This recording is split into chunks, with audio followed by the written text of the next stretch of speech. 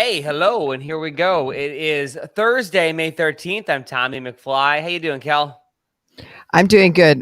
We got a little technical problem that I'm just handling here. Ooh, Our okay. power went out last night, so but we're good. Got it. Well, your lights are working, so that's all that matters. Yeah, but you know when you wake up in the morning and the clock is like off, and you're like, "Wait, what happened?" And Oh, then yeah. the other clock is off, and then yeah, your phone didn't charge. All those things. Yes. Mm-hmm. So Mm-hmm. here we are, but we're good. You're making it happen. Everything all right on our end? Because Yes. Kelly's also running the audio controls that go back to like the main thing, and Kelly's like the one who's keeping the glue and the tape and the scotch tape and dreams together over there. Yes, we're all good. Awesome. Awesome. So let's get to it today. We have more evidence, as though you needed it, that Dave Grohl is a freaking rock star. Literally. Mm-hmm. Yeah, and he's got Hall of Fame news to report back on that. And also yesterday, all day long, we were speculating about what the Washington football team's schedule would look like next season. Now we finally know. And the Caps are doing a really cool activation today for their fans to get ready for the playoffs. And we're going to bid goodbye to Ellen DeGeneres. She's got some scoop there and some interesting and surprising news. But it's not like it's like a long goodbye for her, though, too. Well, she is Ellen. That's very true. Plus, Northern Virginia is getting its very own microclimate. We'll tell you where that's going to happen soon. The microclimate thing, it's all the rage. Every neighborhood is going to want their own microclimate now after this neighborhood gets its very own microclimate. I just enjoy saying microclimate over and over and over again. I could tell. Broadcasting around the Beltway and beyond, it's Tommy and Kelly made in DC on the Real Fun DC channel and on demand anytime, anywhere you get your podcasts. So, where do you want to start? Ellen DeGeneres, Washington football team, Dave Grohl. We got a lot to cover this morning. Let's talk about the Washington football team. So it seems like there's just more excitement than ever. And I think because by the time we get to the fall and football season, things will be sort of back to normal. Mm-hmm. But the NFL announced everyone's season last night, and a lot of excitement because we now know September 12th, the Washington football team, I'm still having a hard time saying their name. Totally. Is playing the Chargers on their home at home here in DC or in Landover. So that's super exciting. And other games to note is on November 14th.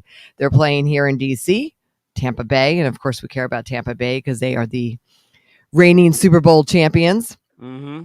And of course, a couple games against Dallas, sort of historic here. They're playing at Dallas the day after Christmas, which it's kind of to be expected, but games at Green Bay and in Buffalo and Las Vegas. So exciting. The football team is doing their thing. That Dallas rivalry, that happens every year, but basically like you could always pretty much expect a like Thanksgiving or like a Christmas game around those two teams. Yes. Yeah. So they play them twice, one at home and one away. Do you know why the rivalry happened back in the day? Tommy, I'm not going to it has to do with Cowboys and Indians. Right. Okay. That would make a lot of sense. We don't really talk about that anymore. I grew up an Eagles fan. I'm just saying is all. I had nothing to do with this whole situation. I grew up an Eagles fan. Okay, fair enough. Hey, let's talk about Ellen DeGeneres, something less controversial. Oh, is it? I think so. So Ellen DeGeneres announced that she is going to be stepping down from her show, after her next season. So it's going to go through 2022, probably around this time next year with like the May sweeps. And she sat down with Savannah Guthrie on the Today Show to talk about it. I think I got choked up on saying that this has been the best experience of my life because it has been. It's a welcome mat. The show started 18 years ago. Jennifer Aniston, the first guest. Could you believe that? 18 years ago. No, I can't. And for so long, my daughter really wanted to go to one of the shows, and she wasn't old enough to go. She had to be 14 at the time. Oh, no. Right. And so now, of course, she's too cool for school, my daughter. But yeah, Ellen is, legendary, right? And all the bits and all the things and all the gifts and all the, be kind. And it's kind of an end of an era. It really is. So I was asking you, like, did she replace Rosie O'Donnell? Who'd she replace, but obviously she replaced Oprah, duh. Yeah, and I guess she's sitting down with Oprah today. Oh, cool. Or Oprah's sitting down with her because I guess it's her show. So technically, I guess Oprah's coming on to her show. Oh, And they're going to have sort of an in-depth interview to talk about all the things. And of course, Ellen got a rough start to her last season with her staff. So yeah, she's been all through a the lot. headlines about her having a hostile work environment and not being a great place to work. And she says that like there's 250 people who work for her, so she didn't know it was happening. And people are also like, "How did you not know it was happening?" So that definitely is like a cloud that kind of like goes into part of her story, right? Because she did break so much ground being an out lesbian who hosted the show that no one ever thought would go anywhere, and then she crushed it for 18 years. But it's sad that like this is also now part of her story that that she's having to traverse, I guess. Yes. Also very hard for the staffers who allegedly were like run out of town, so that's pretty bad for them too. Yes. You really find it hard to be like, oh, boohoo for the celebrity, because there were like real people who went through something. And I guess we'll never know because we didn't have like Nest cameras in the offices. We'll never know how it all ended or how it all shook out. Well, unless one of them writes a book. That's true. There you go. Nothing about a book that would ever be like embellished. No, never. On any side. No. But now she did it just in time for people to like enjoy the end of this season, and then she'll be back for one last season, and she'll be like on Mars, and I'm sure they'll do all kinds of crazy stuff. And then the horse race should start any minute, not Preakness, another horse race about like who's going to replace that time slot, because that's going to be a big thing we talk about. Well, let's just take a moment though, but maybe let's like mix things up, right? Like award shows are not like a thing anymore. And I mean, maybe there's no one that goes into the time slot. Maybe we come up with like really cool, different programming that's not like a talk show. Just like bars and tones for no. I mean, I'm just saying that maybe it's a more creative versus a talk show. Now that we could do everything sort of on demand, maybe there's something more creative that goes there that rather than a traditional talk show. If this is how you're pitching our show to get in that spot, Kelly, this is not the way to do it. Yeah, but I'm open to the idea. We got a long way to go for that. That is absolutely true. It is interesting though, like how daytime television is just sort of this like black hole of like eating celebrities, right? Because you had like Anderson Cooper who tried it, and you had the designer guy, totally blank. Oh, Nate Berkus. Nate Berkus, and like Drew Barrymore's doing it now, and like Kelly Clarkson is doing it, and like all of these people, Bethany Frankel, like all of these like famous people couldn't really make it happen. It is tough to do that. That's why I think they need to spice it up, come up with something different. A little variety show, perhaps, or another game show. Hey, listen. There are not enough good game shows on television these days. I think there should be a whole network of game shows. Whoever thinks of that one's going to be a millionaire. There is and one. Also, Tommy. I know I'm being sarcastic. I would love me a good game show. I'm totally down for a game show. Yeah, we'll see. Yeah, there's 1,000 court shows, but also, you know what? Like Deborah Norville and Inside Edition, they're still trucking along with like all those wacky, wild, like salacious stories. That's still happening. Yeah, or they could come up with another SVU version, like a spinoff there. Throw it in the middle of the day. Who Killed the Celebrities Daytime Talk Show? No talk show.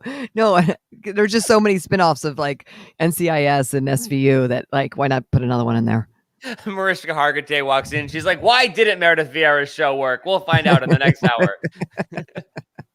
I think they should put Dave Grohl into a daytime talk show because that guy can do absolutely anything.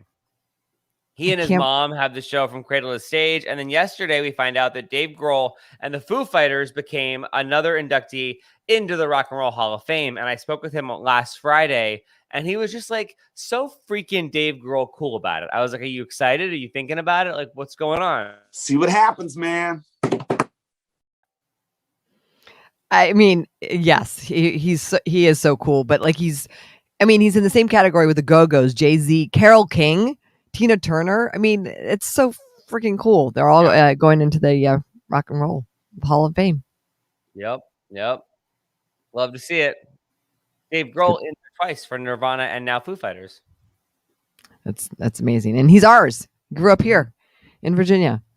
All right, let's talk about the Caps. This is really cool. They're, of course, playing on Saturday, the first game of the Stanley Cup hunt. The Caps only the Caps can do something really cool like this. They're doing a distribution of a lot of swag at the stadium today. Now, there's a lot of rules because of all the things. From 10 to 4 today, Thursday, May 13th, the Capital One Arena will have playoff pump-up packs. And they'll have a bunch of swag. Saying that 3 times fast. I know, right? A car flag, a rally towel, koozies, even a cowbell. And Nice. I know. If you come up 6th Street and enter there, and then you're going to be dumped out onto F Street, you can pick it up while supplies last. They are being really strict with the rules. You've got to be in the car. You've got to be masked, 1 per car, all the things. But I love this activation. That's really cool. And way to like set it up and make it all structured. Caps, nice work. Yes, right. Because I do miss those days of like going down to the steps right outside of the stadium and like cheering on the team. So this is like one little way that you can get involved. I'm sure it's going to be a zoo down there. I wonder how many folks too are like Caps fans that don't have cars. They're going to just be like in an Uber and be like, go around the block. That's go around the block. To get their stuff. That's very cool. It could be fun to see how many times you could in fact go around the block. Well, I think traffic down there is going to be a little dicey today. Yeah, but I'm thinking like, what if you go around the block, right? And you're like, I'm going to go around the block, get a new Lyft car, around the block again, get into a new Uber, around the block again. Do you need that many cowbells? I mean, you can never have enough cowbells. Do I need that many cowbells? That's a stupid question, Kelly. How many cowbells do you need? As many as you can get your hands on. I love that they're doing that, though. That's really cool. Yes, it is. Go Caps. The Caps always do just like awesome activations, great fan stuff. It's really impressive how they continue to keep fans engaged. Agreed. Can we talk about this microclimate? Because until about 30 minutes ago, I didn't know microclimates were a thing, but now I want one. Like, can I get a microclimate in my condo? You could. I think you need to have deep pockets like Amazon to make it happen. But maybe you could buy some of the stuff on Amazon. Okay. Make your own microclimate kit at home. So this is really cool. So we're continuing to learn about headquarters 2 in Virginia, where Amazon, of course, is building that giant helix. They are also creating a microclimate. So basically, what it is there's going to be a gathering space where it's going to have this giant fountain that creates a micro cooling climate where you can have gatherings. But I also think of like, it's Amazon, right? So it's like Amazonian type of climate. Oh, yeah. But you think about like when you go to the zoo or the botanical garden, there's those rooms that have like the very humid and they kind of like make you feel like that you're there. So that's what I'm kind of imagining. But Makes sense. It's going to be called Forest Plaza. And it's going to be part of that giant campus that they're putting there. That's wild. Place campus, yeah. Like, can we just talk about how Northern Virginia is just feeling itself as far as the climate goes? They got like the indoor ski place setting up in Fairfax. They got like the jungle coming to National Landing. They're just like, we got it all here in Northern Virginia. What? Why would you go anywhere else? International airport and one great local airport, but why would we go anywhere else? No, you're right. Virginia is doing a lot of cool stuff. That's awesome. We spent a lot of time over at National Landing as they've been supporting their local businesses. And it's just so cool to like, you drive up Route 1, which is an absolute hellscape and something's got to be done about that. But then also like you go off Route 1 and you go into National Landing, like into Crystal City and into Potomac Yards and into Pentagon Row. And it's just like, it's such a cool area to begin with. And the Amazon thing hasn't even happened yet, but there's so much construction and all this stuff going on. There's just like such an energy there. And you go up like 23rd Street and you go to like Agents of Style and Freddy's and like all around. National Landing has got it going on. Yeah, there's a lot of gems there for sure. Mm-hmm. No wonder Amazon was like, we want to be part of that. Someone knows what they're doing over there. Yeah, it's not their first rodeo. But I'm excited about the microclimate. I hope we have other microclimates all around. Like we can go from the Amazon to the tundra to the desert. Seems like a lot of fun.